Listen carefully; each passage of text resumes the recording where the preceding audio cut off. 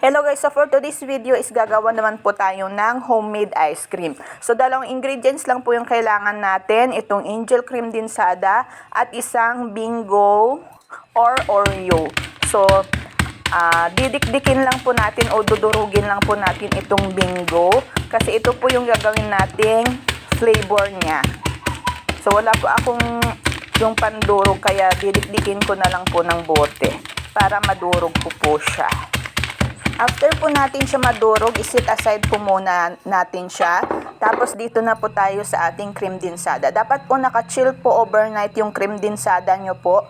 Or kung nagmamadalik po kayo is ilagay nyo po sa freezer ng 2 oras. So ganito po yung itsura niya kapag chinil po natin siya ng overnight. So kailangan din po natin ng isang bowl at saka hand mixer. So gagamitan po natin ito ng hand mixer. So ilagay na po natin dito yung ating cream dinsada. So, ganito po yung itsura niya, guys, kapag na-chill po natin siya overnight. So, hindi po siya runny. So, ganyan.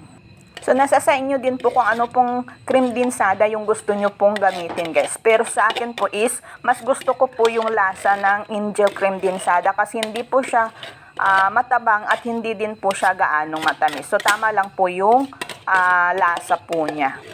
So, ang next po natin gagawin, guys, is gagamitan na po natin siya ng hand mixer. So, i-mix lang po natin siya, guys, hanggang sa mag-double po yung rami po niya. Kung makita nyo pong nag-double na yung karami po niya, is pwede na po yan siya. Malalaman nyo, guys, kapag okay na po siya or nag-double na yung karami niya, kapag yung color po ng mixture is pumuti na po siya.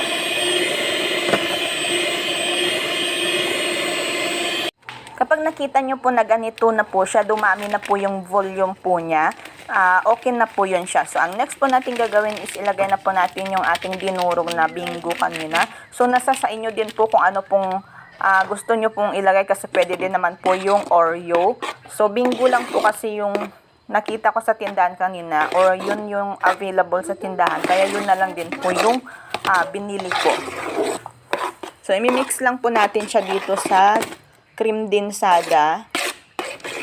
Kapag okay na siya, guys, is ilagay na po natin siya sa isang lagayan. So, mayroon po ako dito yung lagayan ng ice cream. So, doon ko na lang din po ilalagay. Kabalo kami mo na. Kabalo.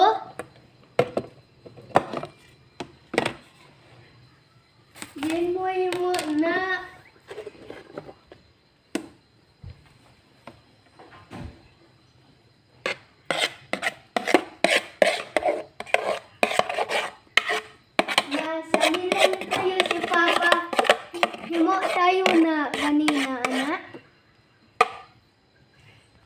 After po natin malagay sa isang lagayan, guys, is maglalagay na po tayo ng toppings. So, nasa sa inyo pa din po kung ano po yung gusto nyo pong ilagay na toppings, kung maglalagay po ba kayo or hindi. So, yung sa akin po is yung sobra ko po kanina, yung sa hinalo ko dito sa may sobra po siya. So, ito na lang po yung ilalagay ko po sa toppings po niya.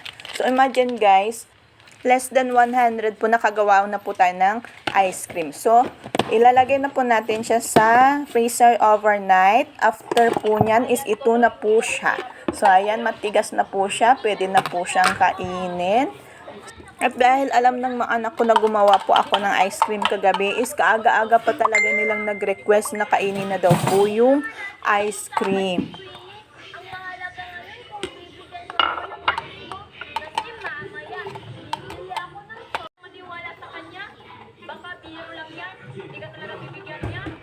Mama, bagos lang. Tama na, puno na, Mang.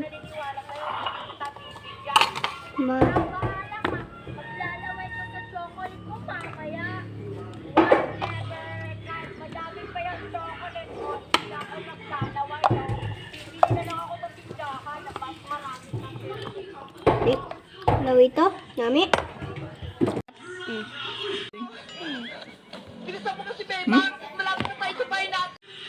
Masarap, ate. Bakit puro yung mga sagot mo?